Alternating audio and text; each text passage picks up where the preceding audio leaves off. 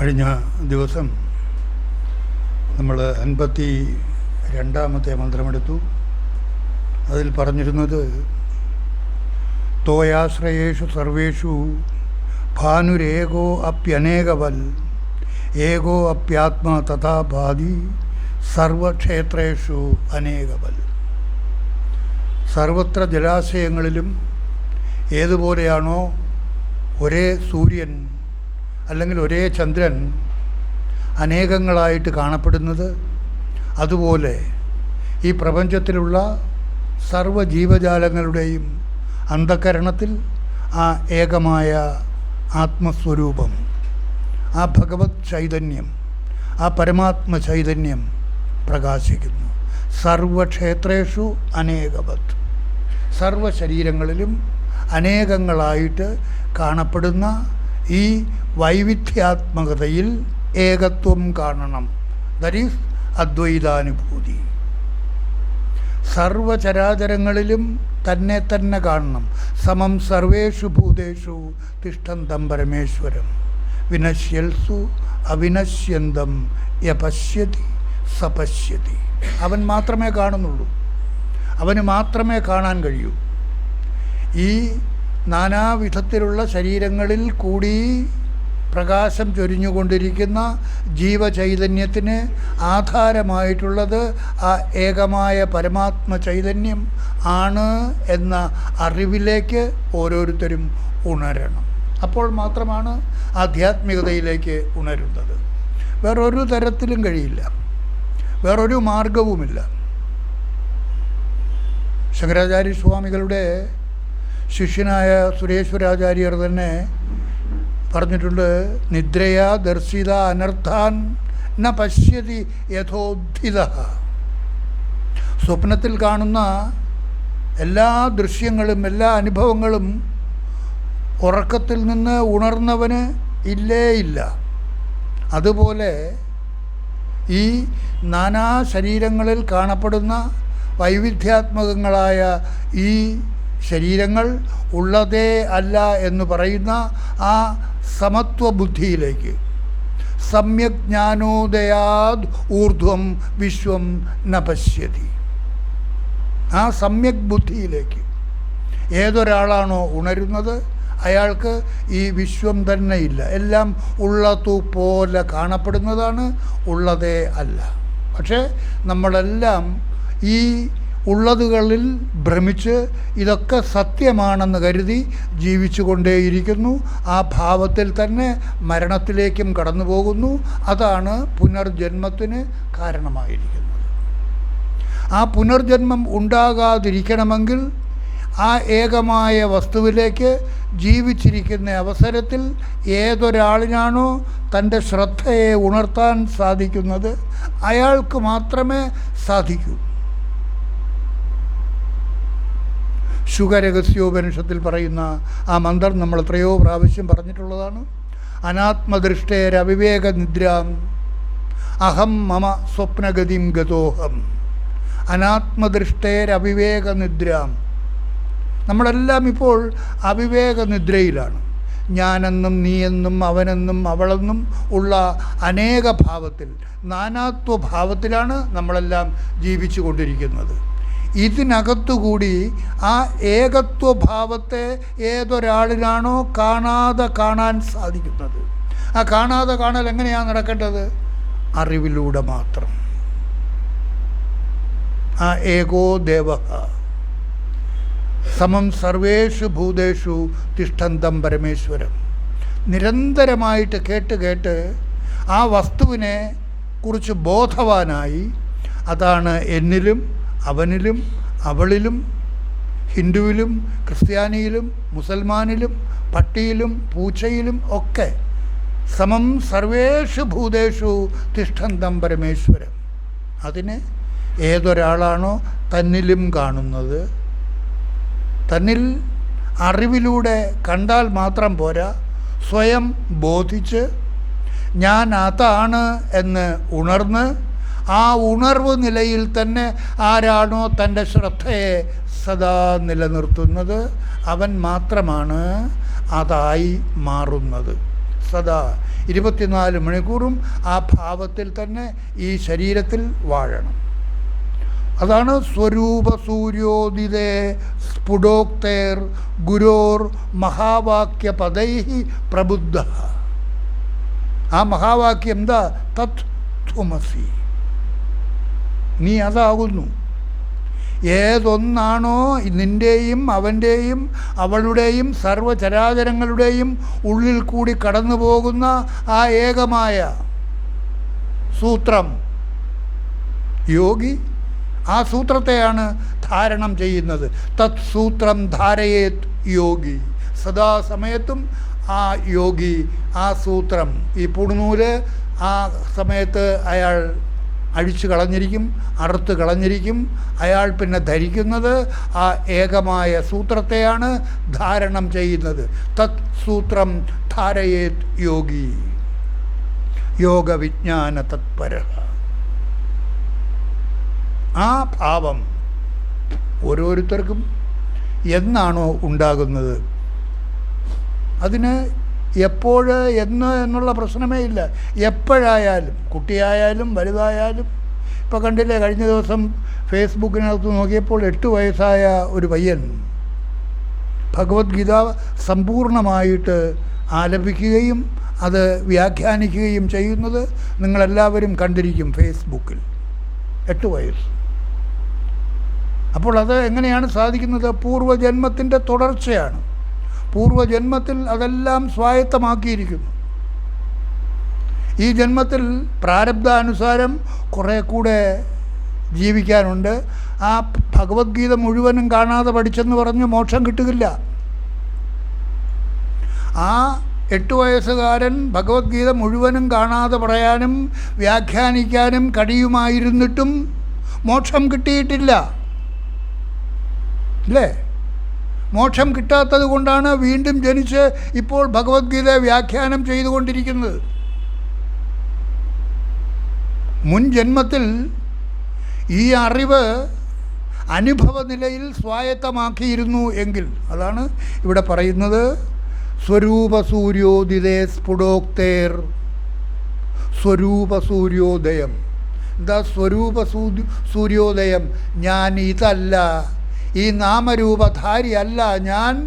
ഈ ശരീരത്തിനിരിക്കുന്ന, അകത്തിരിക്കുന്ന നാമരൂപരഹിതമായ ആ ചൈതന്യം. തത് സൂത്രം ധാരയേത് യോഗി. ആ ഭാവത്തിൽ നിങ്ങൾക്ക് ആ ധാരണ പുലർത്താൻ സാധിക്കുമെങ്കിൽ നിങ്ങളും യോഗിയാണ്. അവിടെ പുരുഷനെന്നോ സ്ത്രീയെന്നോ കൊച്ചെന്നോ വലുതെന്നോ ഹിന്ദുവെന്നോ ക്രിസ്ത്യാനിയെന്നോ മുസൽമാനെന്നോ ഒരു വ്യത്യാസവുമില്ല. സമം സർവേഷു ഭൂതേഷു തിഷ്ഠന്തം പരമേശ്വരം. അതാണ് തൻ്റെ യഥാർത്ഥ സ്വരൂപം എന്ന് ഗുരുവിൻ്റെ ആ മഹാവാക്യ വിശദീകരണത്തിലൂടെ ഉണർന്നു കഴിഞ്ഞപ്പോൾ അയാൾ എന്താ നേടിയത്? അഹം മമ സ്വപ്നഗതിം ഗതോഹം. എന്നിലുണ്ടായിരുന്ന ഞാനെന്നും എൻ്റേതെന്നും ഉള്ള ഭാവങ്ങളെല്ലാം അസ്തമിച്ചു പോയി. പിന്നെ ഞാനില്ല എന്ന് പറഞ്ഞാൽ ഞാനിൽ നിന്നും അയാൾ എങ്ങോട്ടുണർന്നു? തന്നിൽ തന്നെയുള്ള താനിലേക്ക്. തന്നിലെ താൻ അൺലിമിറ്റഡായി, തന്നിലെ ഞാൻ ലിമിറ്റഡായി. ഈ ശരീരത്തിൽ മാത്രം നാമരൂപധാരിയായിട്ടിരിക്കുന്നു. അങ്ങനെയാണ് നമ്മളെല്ലാം ഇരിക്കുന്നത്. അതിൽ നിന്ന് നമ്മെ ഉദ്ധരിപ്പിക്കണം, ഉയർത്തണം ടു ദാറ്റ് അൺലിമിറ്റഡായി. സ്വയം ബോധിച്ച്, ഞാൻ അതാണെന്ന് ബോധിച്ച് നിങ്ങളെപ്പോഴും സ്വയം ഡിക്ലെയർ ചെയ്യണം, I am that, not this. ഈ കുട്ടപ്പനല്ല ഞാൻ, ഈ കാമാക്ഷി അല്ല ഞാൻ, ഈ ഔസേപ്പ് അല്ല ഞാൻ, ഈ ബഷീർ അല്ല ഞാൻ ഹിന്ദുവോ ക്രിസ്ത്യാനിയോ മുസൽമാനോ അല്ല, നായരോ ഈഴവനോ നാടാരോ ഒന്നുമല്ല. ഞാൻ ജാതി നീതി കുലഗോത്രദൂരകം നാമരൂപ ഗുണദോഷവർജിതം ദേശകാല വിഷയാദിവർത്തി യത് ബ്രഹ്മ തത് അഹമസ്മി. ഉപദേശിക്കുന്ന ഗുരു പറയുന്നതാണ് തത് ത്വമസി. ഞാനത് ശരിയായിട്ട് ഗ്രഹിച്ചു കഴിഞ്ഞപ്പോൾ ഞാൻ എന്താ പറയുന്നത്? തത് അഹമസ്മി, ഞാൻ അതാകുന്നു എന്ന് ഓരോരുത്തർക്കും പറയാനുള്ള ധൈര്യം, പ്രാപ്തി സത്സംഗത്തിലൂടെ നേടിയെടുക്കണം. അതിനു വേണ്ടിയാണ് ഈ സത്സംഗം. അതുകൊണ്ട് ശങ്കരാചാര്യസ്വാമികൾ ഈ അദ്വൈതാനുഭൂതിയിലൂടെ നമ്മെ ബോധിപ്പിച്ചു തരുന്നത് എന്താണ്? തോയാശ്രയേഷു സർവേഷു, സർവ്വജലാശയങ്ങളിലും ഏതു പ്രകാരമാണോ ഒരേ സൂര്യൻ അനേകങ്ങളായിട്ട് കാണപ്പെടുന്നത്, അതുപോലെ ഏകനായ ആ ദേവൻ, ആ സർവേശ്വര ചൈതന്യം, ആ പരമാത്മ ചൈതന്യം എല്ലാ ശരീരങ്ങളിലും സർവക്ഷേത്രേഷു അനേകവത് ഭാതി, അനേക രൂപത്തിൽ പ്രകാശിക്കുന്നു. അതാണ് ശങ്കരാചാര്യസ്വാമികൾ 52-ാമത്തെ മന്ത്രത്തിൽ പറഞ്ഞത്. 53-ാമത്തെ മന്ത്രത്തിലേക്ക് കിടക്കുമ്പോൾ ഭാനോരന്യ ഇവാഭാതി ജലഭാനുർജലേ യഥാ, ജലത്തിൽ പ്രതിബിംബിക്കുന്ന സൂര്യൻ അല്ലെങ്കിൽ ചന്ദ്രൻ യഥാർത്ഥ സൂര്യനിൽ നിന്നും അന്യമായിട്ട് ഉള്ളതുപോലെ കാണപ്പെടുന്നു. ഭാനോരന്യ ഇവാഭാതി ജലഭാനുർജലേ യഥാ ആത്മനോ അന്യ ഇവാഭാസോ ഭാതി ബുദ്ധൗ തഥാ ആത്മനഃ. നമ്മിലെ ആത്മചൈതന്യവും അതുപോലെ ഓരോ ശരീരത്തിലും അന്യം എന്നുള്ള നിലയ്ക്ക് പ്രകാശിച്ചു കൊണ്ടിരിക്കുന്നു, ചിതാഭാസ രൂപത്തിൽ പ്രകാശിച്ചു കൊണ്ടിരിക്കുന്നു. നിങ്ങളുടെ ഓരോരുത്തരുടെയും ശരീരത്തിൽ, ഈ ശരീരമാകുന്ന ക്ഷേത്രത്തിൽ, ഇതം ശരീരം കൗന്ദേയ ക്ഷേത്രമിത്യഭിധീയതേ, ഈ ശരീരം ക്ഷേത്രമാകുന്നു. ആ ക്ഷേത്രത്തിൽ കുടികൊള്ളുന്ന പരമാത്മ ചൈതന്യം, ആ ദിവ്യസ്വരൂപമാണ് തൻ്റെ യഥാർത്ഥ സ്വരൂപം. അതാണ് ദേഹോ ദേവാലയ പ്രോക്തോ ജീവോ ദേവ സദാശിവ, സ്കന്ദോപനിഷത്ത്. ദേഹോ ദേവാലയ പ്രോക്തോ ജീവോ ദേവ സദാശിവ ത്യജേത് അജ്ഞാന നിർമാല്യം സോഹം ഭാവേന പൂജയേത്. ഈ അജ്ഞാന നിർമാല്യം, എന്താ അജ്ഞാന നിർമാല്യം? നമ്മൾ ചാർത്തിയിരിക്കുന്ന ഞാൻ ബ്രാഹ്മണനാണ്, ഞാൻ ക്ഷത്രിയനാണ്, ഞാൻ പുരുഷനാണ്, ഞാൻ സ്വാമിയാണ് എന്നൊക്കെ ഈ തരത്തിലുള്ള ഭാവങ്ങൾ എല്ലാം അജ്ഞാന മാലിന്യങ്ങളാണ്. നാം ഓരോരുത്തരും നമ്മിൽ ചാർത്തിയിരിക്കുന്ന അജ്ഞാന മാലിന്യങ്ങൾ. ഇതെല്ലാം വലിച്ചു പൊട്ടിച്ച് ദൂരെ കളഞ്ഞിട്ട് ഞാനെന്ന് പറയുന്നത് ആ സച്ചിദാനന്ദ സ്വരൂപം എന്നിലും അവനിലും അവളിലും കുട്ടിയിലും വലുതിലും ആനയിലും പൂനയിലും സർവചരാചരങ്ങളിൽ കൂടിയും വ്യാപിച്ചു നിൽക്കുന്ന ആ പരമാത്മ ചൈതന്യമാണ് എന്നുള്ളത് ഈ ശരീരം വെടിയുന്നതിന് മുൻപ് ആരാണോ ഉണരുന്നത്, സമ്യക് ജ്ഞാനോദയാദൂർധ്വം വിശ്വം ന പശ്യതി, അയാൾ ഈ വിശ്വത്തെ കാണുന്നില്ല. പിന്നെ അയാൾ കാണുന്നത് എന്താണ്? തൻ്റെ ഉള്ളിലിരിക്കുന്ന തന്നെ മാത്രം. തന്നിലെ താനെന്ന് പറയുന്നത് എന്താണ്? അഹമാത്മാ ഗുഡാകേശ സർവഭൂതാശയസ്ഥിത, ആത്മചൈതന്യമാകുന്നു ഞാൻ. അത് ഈ ശരീരം വിടുന്നതിന് മുൻപ്. ഇപ്പോൾ വരുന്ന സമയത്ത് ഒരു ഫേസ്ബുക്കിൽ, റേഡിയോ, ടി വിയിൽ, ന്യൂസിൽ കണ്ടു, എവിടെയോ ഒരു നിശാ ക്ലബിൽ തീപിടുത്തമുണ്ടായി. 1000 ചില്ലുവാനം ആളുകൾ കണ്ടുകൊണ്ടിരുന്നതിൽ എത്രയോ പേര്, 10-50 പേര് മരിച്ചിരിക്കുന്നു. ഇനിയും മരണസംഖ്യ കൂടാൻ സാധ്യതയുണ്ട്.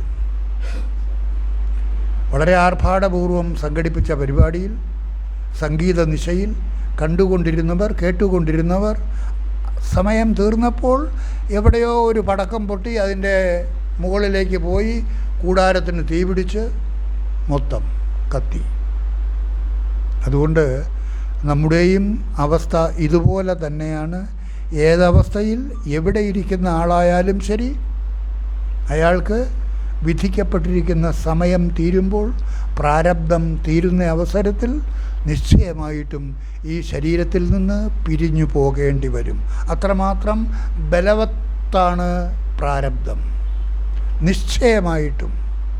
അത് വേറെ ഒരാൾ എഴുതി വച്ചിരിക്കുന്നതൊന്നുമല്ല, നമ്മുടെ കർമ്മഫല അനുസാരം സംഭവിച്ചിരിക്കുന്നതാണ്. അത് ഈശ്വരൻ എഴുതി വച്ചിരിക്കുന്നതൊന്നുമല്ല, നമ്മുടെ കർമ്മഫലാനുസാരം സംഭവിച്ചിരിക്കുന്നതാണ്. ആ വിധി നമ്മുടെ കർമ്മത്തിലൂടെ നാം തന്നെയാണ് വിധിച്ചിരിക്കുന്നത്. നമ്മുടെ ഭാവി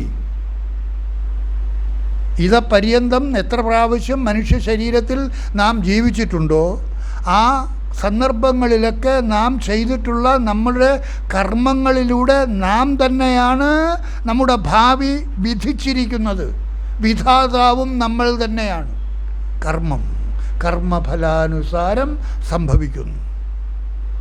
ശങ്കരാചാര്യസ്വാമികൾ വിവേക ചൂടാമണിയിൽ മറ്റൊരു മന്ത്രം പറയുന്നുണ്ട്. പ്രാരബ്ധം ബലവദ്ദരം ഖലുവിദാം ഭോഗേന തസ്യ ക്ഷയഃ. പ്രാരബ്ധം, അനുഭവിച്ചു കൊണ്ടിരിക്കുന്ന പ്രാരബ്ധം. എന്താ പ്രാരബ്ധം? ജനനം മുതൽ മരണം വരെ എന്തെല്ലാം അനുഭവിക്കേണ്ടതായിട്ടുണ്ടോ അതെല്ലാം കൃത്യമായിട്ട് നമ്മുടെ ഉള്ളിൽ രേഖപ്പെടുത്തിയിരിക്കുന്നു. അത് കറങ്ങുന്നതിനനുസരിച്ച് ഇങ്ങനെ നമ്മൾ ആടിക്കൊണ്ടിരിക്കുന്നു. ആർക്കും അതിൽ മാറ്റം വരുത്താൻ കഴിയുകയില്ല. എത്രാമത്തെ വയസ്സിൽ, 80-ാമത്തെ വയസ്സിൽ, അല്ലെങ്കിൽ 60-ാമത്തെ വയസ്സിൽ, അല്ലെങ്കിൽ 10-ാമത്തെ വയസ്സിൽ തീരാനാണ് വിധിക്കപ്പെട്ടിരിക്കുന്നത് എങ്കിൽ അത്രയും മാത്രമേ പെട്രോൾ അടിച്ചിട്ടുള്ളൂ എങ്കിൽ ആ സമയമാകുമ്പോൾ വണ്ടി നിന്നിരിക്കും. അത് 10 വയസ്സായാലും ശരി, 5 വയസ്സായാലും ശരി സംഭവിച്ചിരിക്കും. എത്രയോ ആളുകൾ 10-50 വർഷമായിട്ട് ഒരേ കിടപ്പിൽ കിടക്കുന്ന ആളുകളുണ്ട്. എല്ലാവരും പ്രാർത്ഥിക്കുകയാണ് എങ്ങനെങ്കിലും ഒന്ന് പോയി കിട്ടിയാൽ മതിയെന്ന്. പക്ഷേ പോകാൻ കഴിയുന്നില്ല. എന്താ കാരണം? പ്രാരബ്ധം തീർന്നിട്ടില്ല. അനുഭവിച്ച് തന്നെ തീർക്കണം. എന്തുകൊണ്ട്? മുൻ ജന്മങ്ങളിൽ അയാൾ ചെയ്തിട്ടുള്ള കർമ്മങ്ങളുടെ ഫലം കിടന്ന് അനുഭവിച്ച് തന്നെ തീർക്കണം. അതുകൊണ്ട് ഇതപര്യന്തം നിങ്ങൾ ചെയ്തിട്ടുള്ള എത്രയെത്ര ദുഷ്കർമ്മങ്ങൾ ചെയ്തിട്ടുണ്ടെങ്കിലും അതിനെയെല്ലാം നമുക്ക് നിസ്സാരമായിട്ട് ഇല്ലാതാക്കി കളയാം. എത്ര ജന്മത്തിൽ നാം മനുഷ്യ ശരീരം എടുത്തിട്ടുണ്ടോ ആ ശരീരങ്ങളിൽ വെച്ചെല്ലാം നാം ചെയ്തിട്ടുള്ള അത്യന്തം നിന്ദ്യങ്ങളായ ക്രൂരകർമ്മങ്ങൾ ചെയ്തിട്ടുണ്ടെങ്കിലും അതിൻ്റെ എല്ലാം ഫലം നമ്മൾ അനുഭവിക്കേണ്ടതായിട്ടുണ്ട്. അങ്ങനെ അത്യന്തം നിന്ദ്യങ്ങളായ കർമ്മങ്ങൾ ചെയ്തിട്ടുണ്ടെങ്കിലും അതിനെല്ലാം നമുക്ക് ഈ മനുഷ്യ ജന്മത്തിൽ വെച്ച് ഈ കേട്ടുകൊണ്ടിരിക്കുന്ന സത്സംഗത്തിലൂടെ കേട്ടുകൊണ്ടിരിക്കുന്ന ഈ വസ്തുബോധത്തിലേക്ക് നിങ്ങൾക്ക് ഉണരാൻ സാധിച്ചാൽ, നിങ്ങളെ ഉയർത്തുകയാണെങ്കിൽ നിസ്സാരം. ഞാനിതല്ല, ഇതിനകത്തിരിക്കുന്ന അതാണെന്ന് ബോധിക്കുക മാത്രമേ വേണ്ടൂ. ആ ബോധനിലയിൽ തൻ്റെ ശ്രദ്ധയെ സദാ നിലനിർത്തുക. That is spirituality. അല്ലാതെ വേഷമിട്ട് നടക്കുന്നൊന്നുമല്ല ആധ്യാത്മികത. ഈ ഭാവത്തിലേക്ക് ഞാൻ ഇതല്ല, ഇതിനകത്തിരിക്കുന്ന അതിനെക്കുറിച്ച് ബോധവാനാകണം. ഇവിടെ നമ്മൾ അതിനെക്കുറിച്ചാണ് സദാ പറഞ്ഞുകൊണ്ടിരിക്കുന്നത്. ആ അതാണ് സർവക്ഷേത്രങ്ങളിൽ കൂടിയും പ്രകാശിച്ചു കൊണ്ടിരിക്കുന്നത് എന്നാണ് ഈ മന്ത്രത്തിൽ പറയുന്നത്. ആ ഭാനോരന്യ ഇവാഭാതി ജലഭാനുർ ജലേയഥ. യഥാർത്ഥത്തിലുള്ള സൂര്യൻ അന്യമായിട്ട് ജലത്തിൽ പ്രകാശിക്കുന്ന ആ പ്രതിബിംബ സൂര്യൻ അന്യമായിട്ടിരിക്കുന്നത് പോലെ കാണപ്പെടുന്നു. എന്നാൽ അന്യമാണോ? അല്ല. ആ ജലം അങ്ങോട്ടില്ലാതായാൽ, ഉപാധി അങ്ങോട്ടില്ലാതായാൽ ആ ജലത്തിൽ പ്രതിബിംബിച്ചു കൊണ്ടിരിക്കുന്ന സൂര്യൻ ഇല്ല. പിന്നെ ഉള്ളതായിട്ടുള്ളത് ഏകമായ ആ വസ്തു മാത്രം, ഏകമായ ആ സൂര്യൻ മാത്രം. അതുപോലെ ഈ പ്രപഞ്ചത്തിലും ഉള്ളതായിട്ടുള്ള ഒരേ ഒരു വസ്തു, എങ്ങും നിറഞ്ഞിരിക്കുന്ന സമം സർവേഷു ഭൂതേഷു തിഷ്ഠന്തം പരമേശ്വരം. ജാതിനീതി കുലഗോത്രദൂരകം നാമരൂപ ഗുണദോഷവർജിതം ദേശകാല വിഷയാദിവർത്തി യത് ബ്രഹ്മ തത് അഹമസ്മി. അതാണ് ഞാൻ. കൃഷ്ണൻ പറയുന്നത് പോലെ അഹമാത്മാ ഗുഡാകേശ. ഞാൻ ആത്മചൈതന്യമാണ്. നീ എന്നെ ഓടക്കുഴൽ വായിച്ച് നടക്കുന്ന ഗോപാലകൃഷ്ണനായിട്ട് കണക്കാക്കരുത്. അഹമാത്മാ. അതുപോലെ നിങ്ങൾ ഓരോരുത്തരും ബോധവാനായി സമ്യക് ജ്ഞാനോദയാത് ഊർധ്വം വിശ്വം ന പശ്യതി. ആ സമ്യക് ബോധത്തിലേക്ക് നിങ്ങളെ ഉയർത്തുകയാണെങ്കിൽ, നിങ്ങൾ ഉയരുകയാണെങ്കിൽ, ഉയരണമെങ്കിൽ എന്താ വേണ്ടത്? നിങ്ങൾ തന്നെ നിങ്ങളെ ഉയർത്തണം. മറ്റാർക്കും ഉയർത്താൻ കഴിയില്ല. നിങ്ങളുടെ ഉള്ളിലോട്ട് കയറിയിരുന്ന് ഉയർത്താൻ കഴിയില്ല. ഉദ്ധരേത് ആത്മനാത്മാനം. അവനവൻ തന്നെ അവനവനെ ഉയർത്തണം. നിരന്തര ശ്രവണത്തിലൂടെ ബോധിച്ച് നിങ്ങൾ തന്നെ സ്വയം പ്രഖ്യാപിക്കണം, I am not this, I am that. ആ ദാറ്റ് എന്ന് പറയുന്നത് ഈ ശരീരത്തിന് വെളിയിലല്ല, ഈ ശരീരത്തിൻ്റെ ഉള്ളിലിരിക്കുന്ന ആ വസ്തു. അതാണ് സ്വരൂപ സൂര്യോദയം. സ്വരൂപം, സ്വസ്വരൂപം. ഞാൻ അതാണ് എന്ന് ബോധിച്ച് ആ ബോധനിലയിലിരുന്നു കൊണ്ട് സർവകർമ്മങ്ങളിലും വ്യാപരിക്കാം. Be in the world, be with everything. Cinema കാണണം, പോയി കണ്ടോളൂ. സിനിമ കണ്ടുകൊണ്ടിരിക്കുമ്പോഴും നിങ്ങളുടെ ഉള്ളിൽ ഈ ഭാവമുണ്ടായിരിക്കണം, ഈ സിനിമ കണ്ടുകൊണ്ടിരിക്കുന്ന ഞാനല്ല എന്നിലെ യഥാർത്ഥ ഞാൻ എന്ന ബോധം നിങ്ങൾക്ക് ഉണ്ടെങ്കിൽ പിന്നെ നിങ്ങൾ അവിടെ ഇരിക്കില്ല. പിന്നെ നിങ്ങൾ സിനിമ കാണാനൊന്നും പോവില്ല. ഞാനുമായിട്ട് പിന്നെ ഒരൊത്താശയുമില്ല, ഞാനുമായിട്ട് ഒരു ചങ്ങാത്തവുമില്ല. ഞാനിൽ നിന്ന് തന്നെ വിടർത്തിക്കഴിഞ്ഞിരിക്കുന്നു.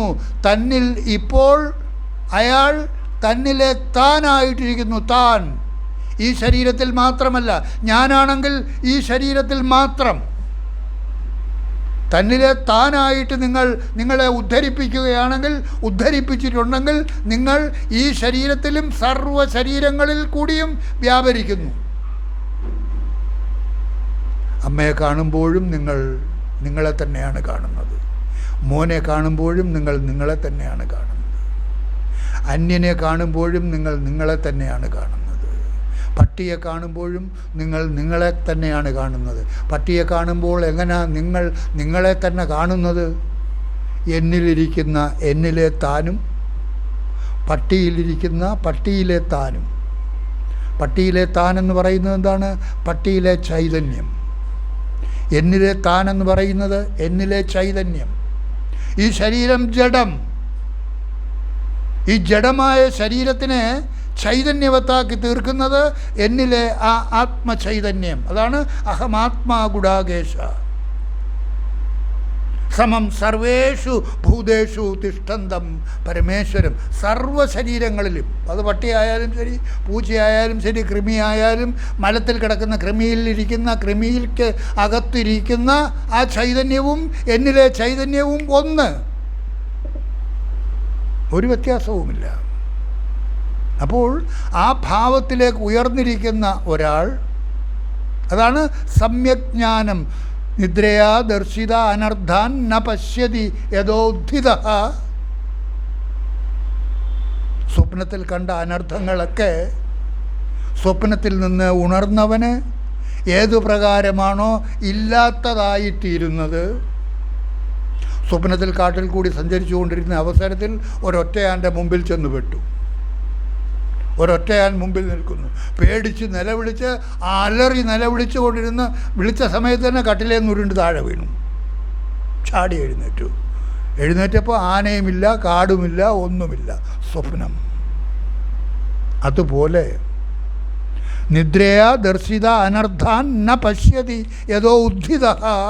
ഉണർന്നവന് ഏതു പ്രകാരമാണോ ആ സ്വപ്ന ദൃശ്യങ്ങൾ ഇല്ലാത്തതായി തീരുന്നത്, അതുപോലെ സമ്യജ്ഞാനോദയാത് ഊർധ്വം. എന്താ സമ്യജ്ഞാനം? ഞാനെന്ന് പറയുന്നത് ഈ നാമരൂപധാരിയായ ലിമിറ്റഡ് ആയി അല്ല, പിന്നെ നാമരൂപരഹിതമായി സർവ്വ ശരീരങ്ങളിൽ കൂടിയും കടന്നു പോകുന്ന ആ പരമാത്മ ചൈതന്യം അത് എന്നിൽ കൂടിയും കടന്നു പോകുന്നു. അതിനെ ഈ ശരീരത്തിൽ കൂടി ഉള്ളിൽ പ്രവേശിച്ച് അതിൽ പിടികൂടണം. ദാറ്റ് ഈസ് സാക്ഷാത്കാരം, ആത്മസാക്ഷാത്കാരം. അല്ലാതെ കുറേ ഗീതയൊക്കെ കാണാതെ പഠിച്ചുകൊണ്ട് നടന്നാലൊന്നും ആത്മസാക്ഷാത്കാരം കിട്ടുന്നില്ല. അതുകൊണ്ടാണ് 8 വയസ്സായ പയ്യൻ പിന്നെ വന്നിരുന്ന് പറഞ്ഞുകൊണ്ടിരിക്കുന്നത്. എന്തായി പിന്നെയും വരാൻ കാരണം? ആ ജന്മത്തിൽ അതുമായിട്ട് ചേർന്നിട്ടില്ല. അറിവുണ്ടായിരുന്നു, അറിവ് നേടി, പൂർണ്ണജ്ഞാനമുണ്ടായിരുന്നു, പക്ഷേ അനുഭവജ്ഞാനം ഉണ്ടായില്ല.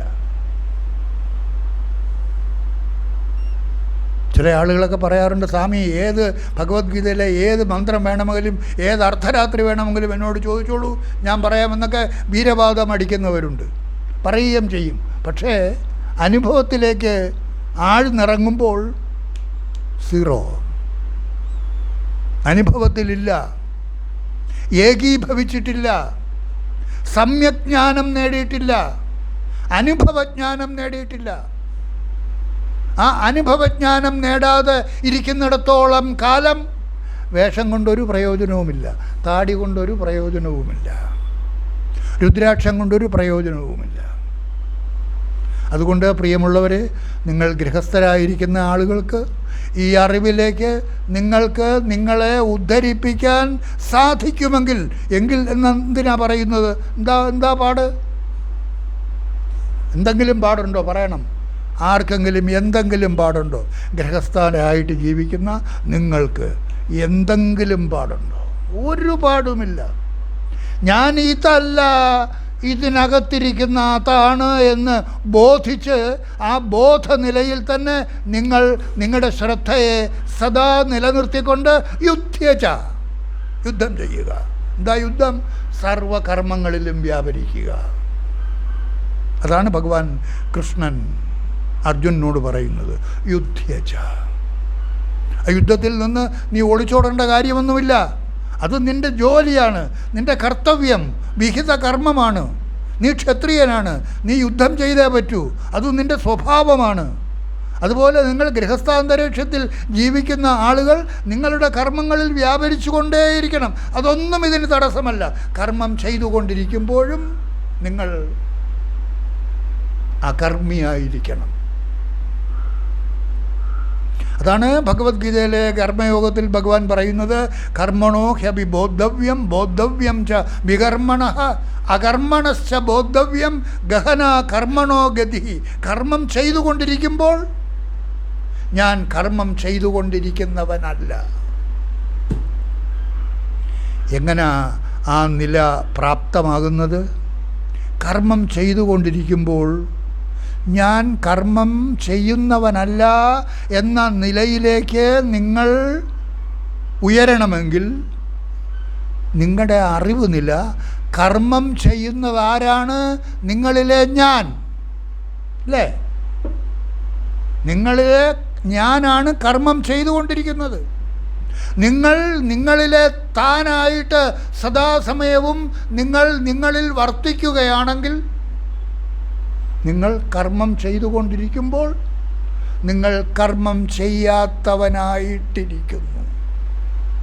അതാണ് അകർമ്മ സിദ്ധാന്തം, കർമ്മത്തിലെ അകർമ്മ രഹസ്യം. കർമ്മം ചെയ്തുകൊണ്ടിരിക്കുന്നു നീ, പക്ഷേ നീ കർമ്മം ചെയ്യാത്തവനായിട്ടും ഇരിക്കുന്നു. കർമ്മം ചെയ്തുകൊണ്ടിരിക്കുന്നത് നിന്നിലെ ഞാൻ, പക്ഷേ നീ നിന്നിലെ ഞാൻ ഭാവത്തിൽ നിന്ന് നിന്നെ ഉദ്ധരിപ്പിച്ചിരിക്കുന്നു. എങ്ങോട്ട്? തന്നിലെ താൻ ഭാവത്തിലേക്ക്. ഇനി അതിൽ നിന്ന് മാറുന്നില്ല, ഒരു മാറ്റവുമില്ല. എങ്ങനെയാ മാറുന്നത്? ജനിച്ചതിന് ശേഷം അച്ഛനെ കണ്ടിട്ടില്ലാത്ത ഒരാൾ വിദേശത്ത് കഴിയുകയായിരുന്നു. അയാൾക്ക് അച്ഛനെ കാണണമെന്നുള്ള ഒരു മോഹമുണ്ടായി. നാട്ടിൽ വന്നു, അന്വേഷണം നടത്തി, കുറേ പൈസയൊക്കെ വാരി വിതറി കഴിഞ്ഞപ്പോൾ അച്ഛൻ ഇന്ന സ്ഥലത്ത് ജീവിക്കുന്നുണ്ട് എന്ന് മനസ്സിലായി. ഒരു ദിവസം ഒരാൾ പറഞ്ഞു, നിങ്ങൾ നാളെ ഇന്ന സ്ഥലത്ത് വന്നാൽ നിങ്ങളുടെ അച്ഛനെ കാണിച്ചു തരാം. ആ സമയമായപ്പോൾ അയാൾ അവിടെ എത്തിച്ചേർന്നു. അവിടെ എത്തിച്ചേർന്നപ്പോൾ അച്ഛൻ ഫിറ്റായിട്ട്, നല്ലവണ്ണം ഫിറ്റായിട്ട്, അടിച്ച് ഫിറ്റായിട്ട് 4 കാലിൽ ഇങ്ങനെ നടന്നു വരും. ഇതാണ് നിങ്ങളുടെ അച്ഛൻ എന്ന് ആ വിദേശത്ത് നിന്ന് വന്ന പ്രവാസിക്ക്, ഇതുവരെയും അച്ഛനെ കണ്ടിട്ടില്ലാത്ത ആളിന് കാണിച്ചു കൊടുത്തപ്പോൾ അയാൾ അച്ഛനെ കാണുന്നു. അയാൾ ചോദിക്കുമോ, ഇനി ഒരു പ്രാവശ്യം കൂടെ കാണിച്ചു തരുമോ എന്ന്? ഒറ്റ പ്രാവശ്യം കണ്ടാൽ മതി. അതുപോലെ നിങ്ങളും നിങ്ങളുടെ യഥാർത്ഥ സ്വരൂപത്തെ ഒറ്റ പ്രാവശ്യം കണ്ടാൽ മതി. ഒറ്റ പ്രാവശ്യം നിങ്ങൾ അതിലേക്ക് ഉണർന്നാൽ മതി. പിന്നെന്തിനാ എപ്പോഴും പറയുന്നത്? നമ്മൾ 24 മണിക്കൂറും അതുതന്നെയാണ് പറയുന്നത്. എല്ലാ പ്രഭാഷണങ്ങളിലും ഇതുതന്നെയാണ് പറയുന്നത്. അതിലേക്ക് നിങ്ങൾ ഓരോരുത്തരും ഉണർന്ന് ആ ബോധത്തിലേക്ക് ഉയർന്ന് സദാസമയത്തും 24 മണിക്കൂറും ആ ഭാവത്തിൽ തന്നെ നിങ്ങൾ നിങ്ങളുടെ ശ്രദ്ധയെ നിലനിർത്തണം. അതിനാണ് ആ മന്ത്രം ചൊല്ലാൻ പറഞ്ഞത്. ശിവോഹം ശിവോഹം ശിവോഹം ശിവോഹം ശിവോഹം. ശിവം മംഗളസ്വരൂപം. ആ മംഗളസ്വരൂപം ഇല്ലെങ്കിൽ എന്താ? ശവം. അതിരിക്കുമ്പോൾ ശിവം. അതുകൊണ്ടാണ് ശിവോഹം എന്ന് പറയുന്നത്. ആരെയും ഏതെങ്കിലും ദേവനെ ഉദ്ദേശിച്ച് പറയുന്നതല്ല, എന്നാൽ പരമമായ ദേവനെ ഉദ്ദേശിച്ചാണ് പറയുന്നത്. ആ പരമമായ ദേവൻ ആരാണ്? തന്നിലെ താൻ. അതാണ് ദേഹോ ദേവാലയ പ്രോക്തോ, ദേഹം ദേവാലയം. അവിടെ ഇരിക്കുന്ന ദേവൻ ആരാണ്? നിങ്ങൾ തന്നെയാണ്. നിങ്ങളുടെ യഥാർത്ഥ സ്വരൂപം. ത്യജേദജ്ഞാന നിർമാല്യം സോഹം ഭാവേന പൂജയേത് സഹ അഹം സോഹം സഹ അഹം. അതാണ് ഞാൻ. ഏത്? എന്നിലെ താൻ. അതാണ് ഈശ്വര സർവഭൂതാനാം ഹൃദ്ദേശേ അർജുന തിഷ്ഠതി. ആ ഈശ്വരൻ എവിടെ? നിങ്ങളുടെ ഓരോരുത്തരുടെയും ഉള്ളിലിരിക്കുന്നു. തന്നിലെ താൻ. ആ അറിവിലേക്ക് ഉണരാനായിട്ട് നമുക്ക് ഈ അമൃതബിന്ദു ഉപനിഷത്തിൽ പറയും, ഏക ഏവ ഹി ഭൂതാത്മാ ഭൂതേ ഭൂതേ വ്യവസ്ഥിതഃ ഏകദാ ബഹുദാ ചൈവ ദൃശ്യതേ ജലചന്ദ്രവത്. നമ്മൾ പറഞ്ഞത് തന്നെയാണ്. ഏക ഏവ ഹി ഭൂതാത്മാ ഭൂതേ ഭൂതേ വ്യവസ്ഥിതഃ. ആ ഒരേ ഒരു ദേവൻ. ഏത് ദേവൻ? പരമാത്മ ചൈതന്യം. നമ്മൾ ഈശ്വരൻ എന്ന് പറയുന്നു. ആ നാമരൂപധാരിയായിട്ട് ഒരു ഈശ്വരൻ എങ്ങും ഇരിക്കുന്നില്ല, എവിടെയും ഇല്ല. മായാസ്വരൂപ മായയാകുന്ന ആവരണത്തിൽ ഇരിക്കുന്നത് കൊണ്ടാണ് ഈശ്വരൻ എന്ന് പറയുന്നത്, ദേവൻ എന്ന് പറയുന്നത്. അത് നാമരൂപരഹിതമായ ആ ബ്രഹ്മം. മായയുടെ ആവരണം ഇരിക്കുമ്പോൾ ഈശ്വരൻ എന്ന് പറയുന്നു, സൃഷ്ടികർത്താവ് എന്നൊക്കെ പറയുന്നു. ആ സൃഷ്ടികർത്താവ് എന്ന് പറയുന്ന സൃഷ്ടി ഇല്ലാതായാൽ പിന്നെ എവിടെ സൃഷ്ടികർത്താവ്? നേരത്തെ പറഞ്ഞില്ലേ, വിശ്വം ന പശ്യതി സമ്യക് ജ്ഞാനോദയാദൂർധ്വം വിശ്വം ന പശ്യതി. സൃഷ്ടിക്കപ്പെട്ടിരിക്കുന്ന ഈ വിശ്വം കാണാനില്ല. ആർക്ക്? സമ്യജ്ഞാനത്തിലേക്ക് ഉണർന്നവന്, വസ്തുബോധത്തിലേക്ക് ഉണർന്നവന്. വിശ്വം ഇല്ലെങ്കിൽ പിന്നെ വിശ്വസൃഷ്ടാവ് എവിടെയാണുള്ളത്? ഇല്ല. അപ്പോൾ അങ്ങനെ ഒരു ഈശ്വരൻ ഉണ്ടോ എന്ന് ചോദിച്ചാൽ ഇല്ല. അത് മായയാകുന്ന ആവരണത്തിനകത്ത് ഉള്ളതുകൊണ്ടാണ് നാം ഉണ്ട് എന്ന് പറയുന്നത്. മായയുടെ ആവരണത്തിൽ ഇരിക്കുന്നിടത്തോളം കാലം ഉണ്ട്. ആ ഉണ്ട് എന്ന് പറയുന്നതിൻ്റെ അർത്ഥം നമുക്ക് ഉണ്മയിലേക്ക് ഉണരുമ്പോൾ മനസ്സിലാകും അത് ഉള്ളതേ അല്ല എന്ന്. അതാണ് നിദ്രയാ ദർശിത അനർദ്ധാൻ ന പശ്യതി യഥോ ഉദ്ഭിത. അത്ര മനോഹരമായ മന്ത്രം സംസ്കൃതമാണെങ്കിൽ പോലും. സ്വപ്നത്തിൽ നിന്ന് ഉണർന്നവന് ഏതു പ്രകാരമാണോ സ്വപ്നദൃശ്യങ്ങളൊക്കെ ഇല്ലാതാകുന്നത്, അതുപോലെ തന്നിലെ താനിലേക്ക് ഉണർന്നവന് ഞാനും എൻ്റേതുകളും ഇല്ലേ ഇല്ല. ആർക്ക്? ഉണർന്നവന് മാത്രം. സ്വപ്നത്തിൽ നിന്ന് ഉണർന്നവന് മാത്രമാണ് സ്വപ്നദൃശ്യങ്ങൾ ഇല്ലാതാകുന്നത്. അതുപോലെ വസ്തുബോധത്തിലേക്ക് ഉണർന്നവന് മാത്രമാണ്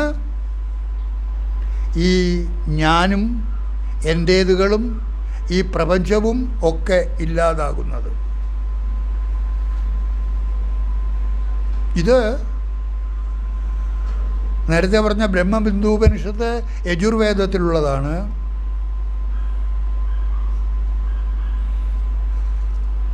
ഭഗവത്ഗീതയിലെ ധ്യാനയോഗത്തിൽ ഒരു മന്ത്രത്തിൽ പറയുന്നു, യോ മാം പശ്യതി സർവത്ര. കൃഷ്ണൻ പറയുകയാണ്, യോ മാം പശ്യതി സർവത്ര, എന്നെ എല്ലാ സ്ഥലത്തും കാണുകയാണെങ്കിൽ, സർവം ച മയി പശ്യതി, എന്നെ കാണുകയും എല്ലാത്തിലും എന്നെ കാണുകയും ചെയ്യുകയാണെങ്കിൽ, തസ്യാഹം ന പ്രണശ്യാമി സചമേ ന പ്രണശ്യതി. അവന് ഞാനും ഇല്ലാതാകുന്നില്ല, എനിക്ക് അവനും ഇല്ലാതാകുന്നില്ല. രണ്ടുപേരും ഒന്നായി തീർന്നിരിക്കുന്നു. സർവചരാചരങ്ങളിലും എന്നെ കാണുന്നവനും, അതാണ് യോ മാം പശ്യതി സർവത്ര സർവം ച മയി പശ്യതി, എല്ലാത്തിനെയും എന്നിലും എന്നെ എല്ലാത്തിലും.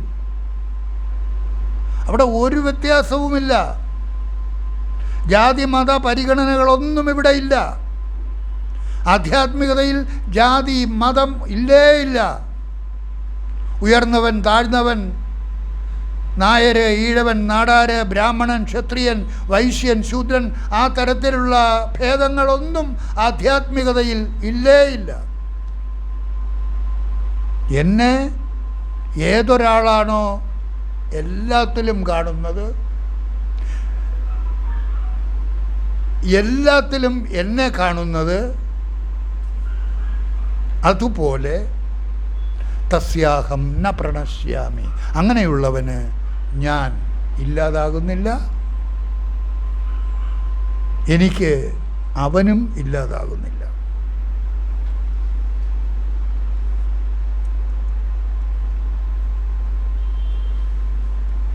ആ നിലയിലേക്ക് എത്തുന്ന അവസരത്തിൽ, ആ നിലയിലേക്ക് എത്തുന്ന ഒരാളിന് മാത്രമേ ആത്മസാക്ഷാത്കാരത്തിലേക്ക് ഉയരാൻ സാധിക്കുകയുള്ളൂ എന്ന് ശ്വേതാശ്വതരോപനിഷത്തിലെ ഒരു മന്ത്രം പറയുന്നു. അത് കൃഷ്ണ യജുർവേദത്തിലുള്ളതാണ്.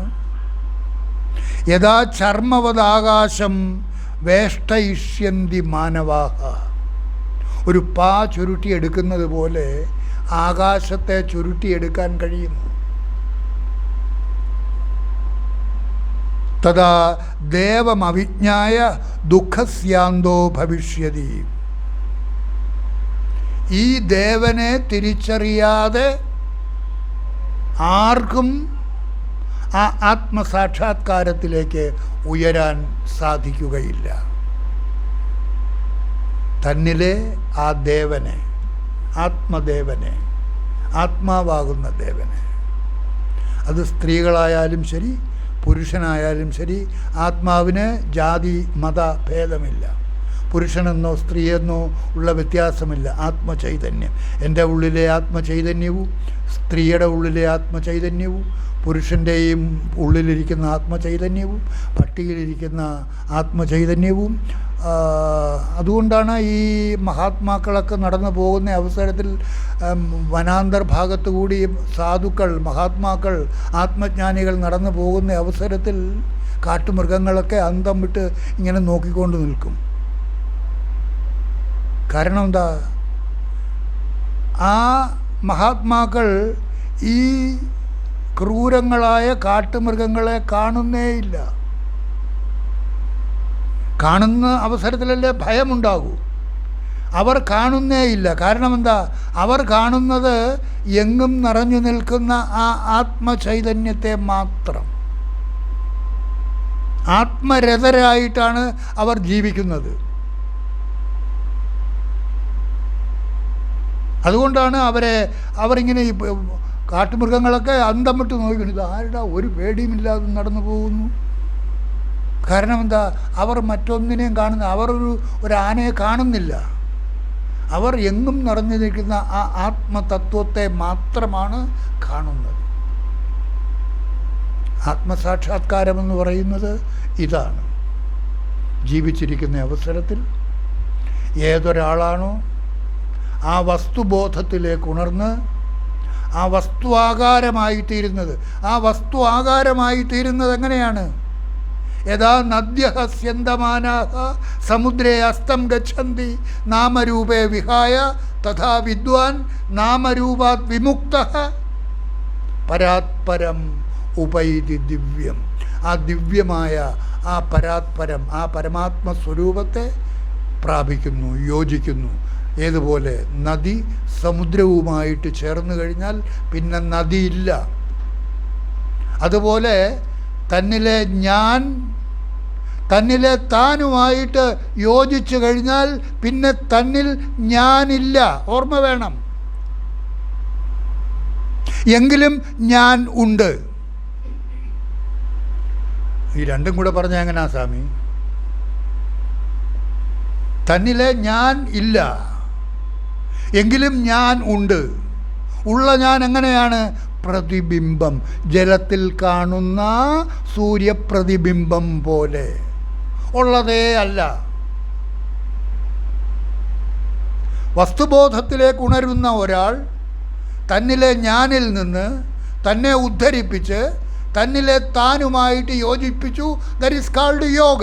അതാണ് യഥാ നദ്യഃ സ്യന്തമാനാഃ സമുദ്രേ അസ്തം ഗച്ഛന്തി നാമരൂപേ വിഹായ തഥാ വിദ്വാൻ നാമരൂപാത് വിമുക്തഃ. നാമരൂപത്തിൽ നിന്നെല്ലാം തന്നെ വിടർത്തി പരാത്പരം ഉപൈതി ദിവ്യം, ആ പരമാത്മ വസ്തുവുമായിട്ട് യോജിപ്പിക്കുന്നു.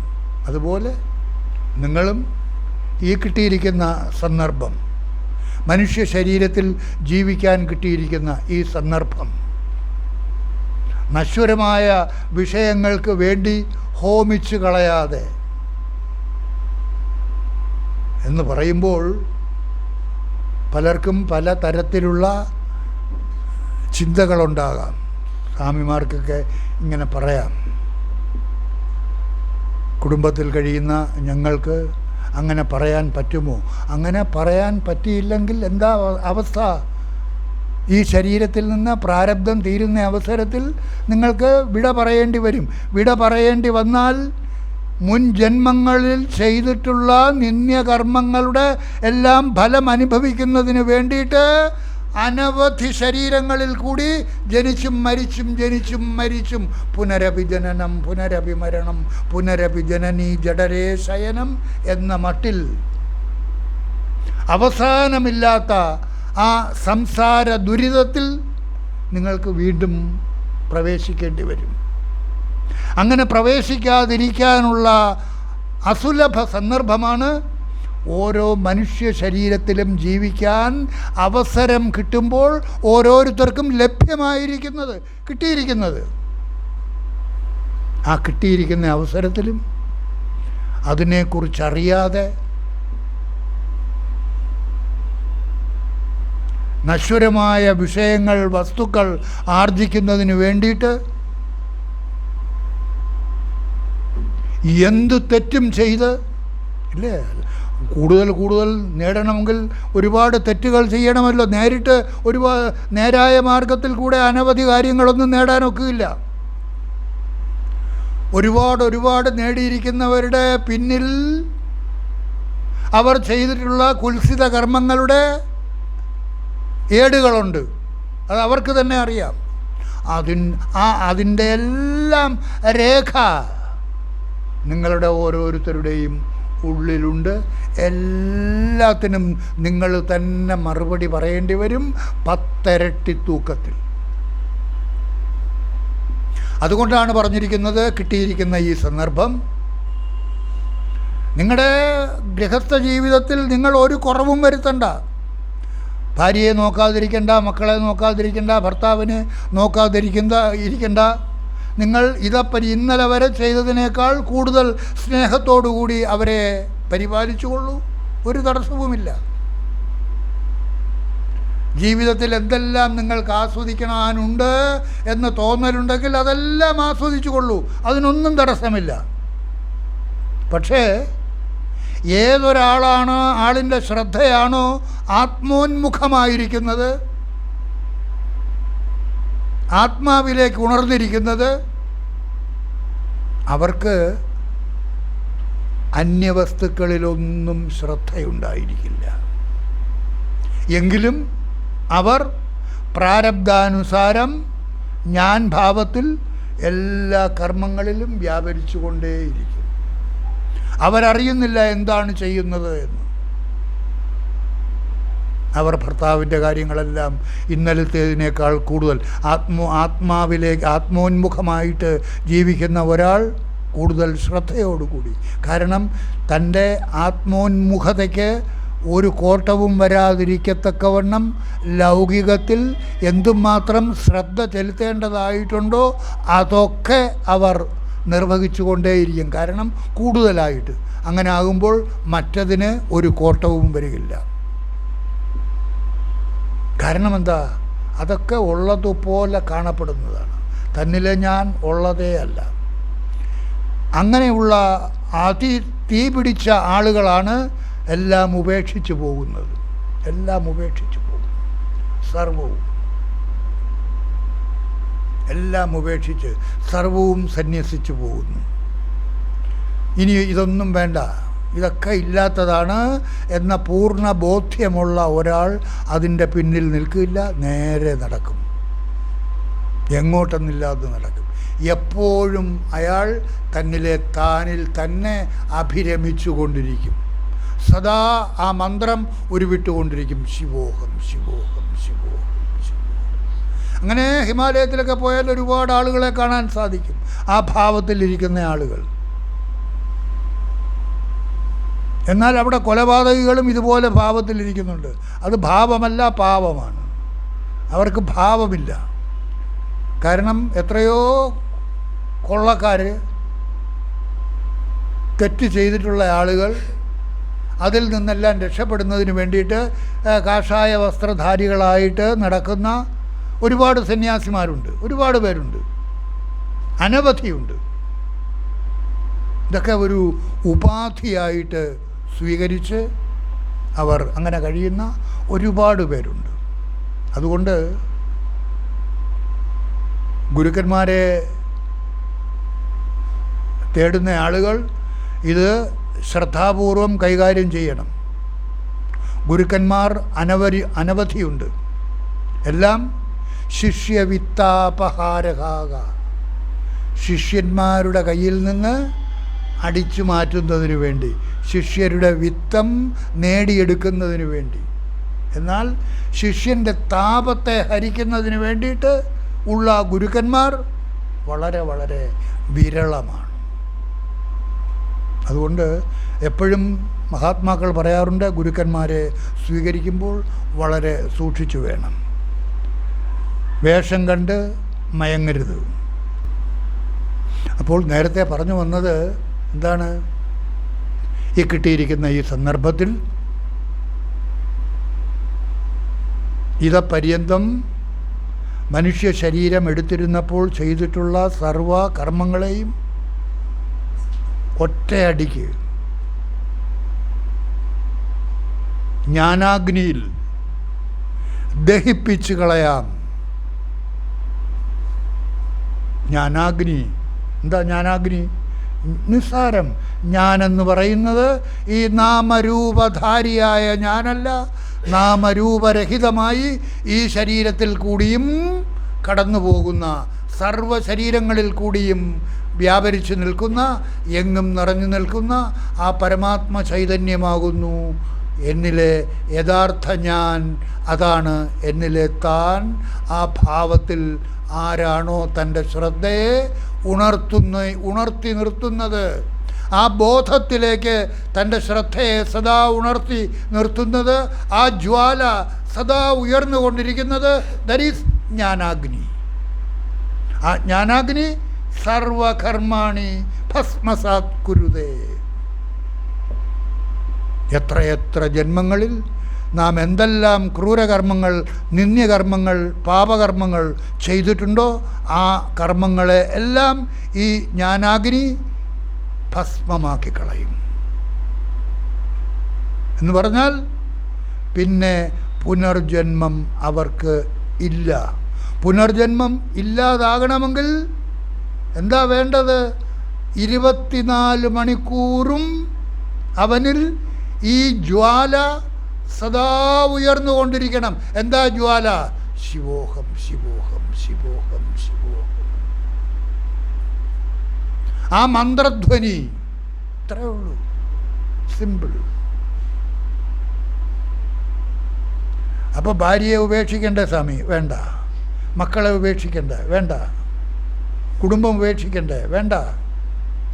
എല്ലാ കർമ്മങ്ങളിലും വ്യാപരിച്ചു കൊണ്ടിരിക്കുമ്പോഴും ഈ കർമ്മങ്ങളിലെല്ലാം വ്യാപരിച്ചു കൊണ്ടിരിക്കുന്ന ഈ ഞാനല്ല എന്നിലെ യഥാർത്ഥ ഞാൻ, ഈ ഞാനിനെയും പ്രകാശിപ്പിച്ചുകൊണ്ട് ഈ ശരീരത്തിൽ സ്വയം പ്രകാശിച്ചു നിൽക്കുന്ന എന്നിലെ താനാണ് എന്നിലെ യഥാർത്ഥ ഞാൻ എന്നുള്ള ഭാവം സദാ നിങ്ങളിൽ ജ്വലിച്ചു കൊണ്ടിരിക്കണം. ശിവോഹം ശിവോഹം ശിവോഹം ശിവോഹം. ആ മന്ത്രം സദാ മുഴങ്ങിക്കൊണ്ടിരിക്കണം. ആ മുഴങ്ങിക്കൊണ്ടിരിക്കുന്ന സമയത്തും നിങ്ങൾക്ക് സർവകർമ്മങ്ങളിലും വ്യാപരിച്ചു കൊണ്ടിരിക്കാം. തരിസ് പ്രാരബ്ധം. പ്രാരബ്ധാനുസാരം എന്തെല്ലാം കാര്യങ്ങൾ നിങ്ങളിലൂടെ സംഭവിക്കേണ്ടതായിട്ടുണ്ടോ അത് നിങ്ങളറിയാതെ നിങ്ങളിൽ കൂടി സംഭവിച്ചു കൊണ്ടിരിക്കും. നിങ്ങളതിന് ഉത്തരവാദിയല്ല. ഉത്തരവാദി ആരാണ്? മുൻ കർമ്മം. മുൻ കർമ്മങ്ങളുടെ ഫലം. ആ കർമ്മങ്ങളിലൂടെ നിങ്ങൾ തന്നെയാണ് ഈ പ്രാരബ്ധത്തിൻ്റെ വിധാതാവ്. വിധിച്ചിരിക്കുന്നത് നിങ്ങളാണ് അതിൻ്റെ സൃഷ്ടികർത്താവ്. അതുകൊണ്ട് ഈ ജന്മത്തിൽ നിങ്ങൾക്ക് ചെയ്യാവുന്ന ഒരേ ഒരു കാര്യം ഇതും മാത്രം. എന്താണ്? ഇനി പുനർജനിക്കരുത്. ചില മതക്കാരൊക്കെ പുനർജന്മം ഉണ്ടെന്ന് പോലും വിശ്വസിക്കുന്നില്ല. അവരുടെ കാര്യം പറയാനില്ല. കാരണം അവർക്ക് ആ എന്താണ് സത്യമെന്നുള്ളതിനെക്കുറിച്ച് അറിഞ്ഞുകൂടാ. പുനർജന്മമൊന്നുമില്ല എന്ന് പറയുന്ന ആളുകൾക്ക് അവരെക്കുറിച്ചൊന്നും പറയേണ്ടതായിട്ടില്ല. എന്നാൽ ഇനി പുനർജന്മത്തിലേക്ക് പോകാതിരിക്കാനുള്ള അവസരം ഈ മനുഷ്യ ശരീരത്തിൽ ജീവിച്ചിരിക്കുന്ന അവസരത്തിൽ നമുക്ക് സുലഭമായിരിക്കുന്നു, സ്വതസിദ്ധമായിരിക്കുന്നു. അതിനെ ആരും പാഴാക്കി കളയരുത്. 54-ാമത്തെ മന്ത്രത്തിലേക്ക് കടന്നാൽ അതും ഇതുതന്നെയാണ്. ശങ്കരാചാര്യസ്വാമികൾ ആ ഒരേ വസ്തു എങ്ങനെയാണ് നാനാവായിട്ടിരിക്കുന്നത് എന്ന് ഈ ഉദാഹരണങ്ങളിലൂടെ നമ്മെ ബോധ്യപ്പെടുത്തിക്കൊണ്ടിരിക്കുകയാണ്. 52, 53, 54 മന്ത്രങ്ങളിലൂടെ. 54-ാമത്തെ മന്ത്രത്തിൽ പറയുന്നത് ബിംബം വിനാ യഥാ നീരേ പ്രതിബിംബോ ഭവേത് കഥം. ബിംബം കൂടാതെ എങ്ങനെയാണ് ഈ ജലാശയത്തിൽ പ്രതിബിംബം ഉണ്ടാകുന്നത്? ഉണ്ടാവുകയില്ല. ഉണ്ടാകുമോ? ജലത്തിൽ പ്രതിബിംബം ഉണ്ടാകണമെങ്കിൽ ബിംബം ഉണ്ടായിരിക്കണം. അതുപോലെ വിനാത്മാനം തഥാ ബുദ്ധൗ ചിദാഭാസോ ഭവേത് കഥം. നിങ്ങളുടെ ഉള്ളിൽ ചിദാഭാസൻ എന്ന് പറയുന്നത് ആരാണ്? ജീവാത്മാവ്. നാമരൂപധാരിയായിരിക്കുന്ന ചിത്തിൻ്റെ ആഭാസം ഉള്ളതുപോലെ കാണപ്പെടുന്ന ജീവൻ, ജീവാത്മാവ്, ചിദാഭാസൻ. അതെങ്ങനെയാണ് ഉണ്ടാകുന്നത്? ബിംബം ഉള്ളതുകൊണ്ടാണ്. ആ ബിംബം എന്താണ്? ആത്മചൈതന്യം. അതാണ് പറയുന്നത് വിനാത്മാനം തഥാ ബുദ്ധൗ ചിദാഭാസോ ഭവേത് കഥം. ബുദ്ധൗ എന്ന് പറഞ്ഞാൽ ബുദ്ധിയിൽ, അന്ധകരണത്തിൽ പ്രതിബിംബിക്കുന്നത്. എങ്ങനെ ആത്മചൈതന്യമാകുന്ന ബിംബം ഉള്ളതുകൊണ്ട് മാത്രമാണ് ഓരോരുത്തരുടെയും അന്ധകരണത്തിൽ, ബുദ്ധിയിൽ ജീവാത്മാവായിട്ട് ചിതാഭാസ രൂപത്തിൽ ഞാൻ ഭാവത്തിൽ പ്രകാശിച്ചു കൊണ്ടിരിക്കുന്നത്. ആ പ്രകാശിച്ചു കൊണ്ടിരിക്കുമ്പോൾ നിങ്ങൾ മനസ്സിലാക്കേണ്ടത് ആ പ്രതിബിംബത്തിന് ഏതു പ്രകാരമാണോ ജലത്തിൽ പ്രതിബിംബിക്കുന്ന സൂര്യൻ്റെ പ്രതിബിംബത്തിന് ബിംബസൂര്യൻ ഉള്ളതുപോലെ, ബിംബസൂര്യൻ ഇല്ലെങ്കിൽ പ്രതിബിംബമില്ല. അതുപോലെ എന്നിലെ ചിതാഭാസ രൂപത്തിൽ പ്രകാശിച്ച് കൊണ്ടിരിക്കുന്ന ആ ജീവാത്മഭാവത്തിൻ്റെ ബിംബം ഇല്ലെങ്കിൽ, അതായത് ആത്മചൈതന്യം ഇല്ലെങ്കിൽ ഈ ജീവാത്മാവും ഇല്ല. ഈ നാമരൂപധാരിയായ ചിതാഭാസനും ഇല്ല. അതിനാധാരമായിരിക്കുന്നത് നാമരൂപരഹിതമായ ആ ബിംബം, ആത്മചൈതന്യം. അത് എന്നിൽ ഉണ്ട്.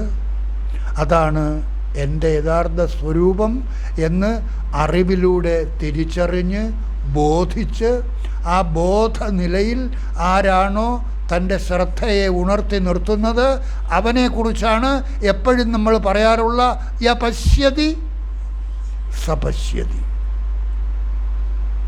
അങ്ങനെ ആരാണോ കാണുന്നത് അവനാണ് കാണേണ്ടതിനെ കാണുന്നത്. നിങ്ങളുടെ ഉള്ളിലിരിക്കുന്ന കാണാൻ വയ്യാത്ത ആ കാര്യത്തെ നിങ്ങൾ കാണാതെ കാണണം. നിസ്സാരമായിട്ട് ഉദാഹരണം, ഫാൻ കറങ്ങുമ്പോൾ വൈദ്യുതിയെ കാണാതെ കാണുന്നില്ലേ?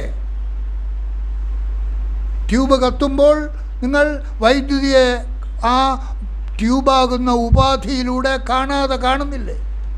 അതുപോലെ ഈ ശരീരമാകുന്ന ഉപാധിയിലൂടെ ഇതിനാധാരമായിരിക്കുന്ന ആ ആത്മചൈതന്യത്തെ കാണാതെ കാണണം. അതില്ലെങ്കിൽ, അത് പിരിഞ്ഞാൽ ശവം, അതിരിക്കുമ്പോൾ ശിവം.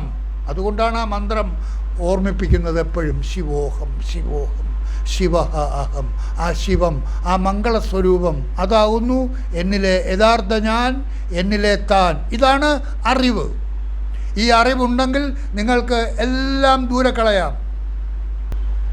ശങ്കരാചാര്യ സ്വാമികൾ പ്രബോധ സുധാകരത്തിൽ പറയുന്നു, പ്രതിഫലതി ഭാനുരേകോ അനേക ശരാവോദകേഷു തദ്വദസൗ പരമാത്മാ ഹേകോ അനേകേഷു ദേഹേഷു. ശങ്കരാചാര്യ സ്വാമികളുടെ പ്രബോധ സുധാകരം എന്ന് പറയുന്ന പ്രബോധം ആളുകളെ ബോധിപ്പിക്കുന്നു. ഏതാ? ഈ അറിവ്. ഇപ്പം അദ്വൈത അനുഭൂതിയിലൂടെ ആദ്യം തൊട്ട് അവസാനം വരെ ഈ ഒറ്റ കാര്യം മാത്രമാണ് ബോധിപ്പിക്കുന്നത്. അപരോക്ഷാനുഭൂതിയിലൂടെ ഈ ഒറ്റ കാര്യം മാത്രമാണ് ശങ്കരാചാര്യ സ്വാമികൾ ബോധിപ്പിക്കുന്നത്. ഉപനിഷത്തുകളുമെല്ലാം ഈ ഒറ്റ കാര്യം മാത്രമാണ് ബോധിപ്പിക്കുന്നത്. കാരണം ഉപനിഷത്തുകൾ ഒരു മതമല്ല, അത് ഈ വസ്തുവിനെ ബോധിപ്പിക്കുന്ന അറിവാണ് ഉപനിഷത്തുകൾ. അതുകൊണ്ട് എപ്പോഴും ഈ അറിവിലേക്ക് നമുക്ക് ഉണരണമെന്നുണ്ടെങ്കിൽ ഉപനിഷത്ത് ജ്ഞാനം മാത്രമാണ് ആവശ്യമായിട്ടുള്ളത്. അതിൽ കൂടി മാത്രമേ നമുക്ക് ഇതിനെ ബോധിക്കാൻ കഴിയുകയുള്ളൂ. പ്രതിഫലതി ഭാനുരേകോ അനേക ശരാവോദകേഷു. ശരാവ് എന്ന് പറഞ്ഞാൽ തൊട്ടി, പരന്ന പാത്രം, മൺപാത്രം. അനേക ശരാവോദകേഷു തദ്വത് അസൗഹി പരമാത്മാ ഹേകോ അനേകേഷു ദേഹേഷു.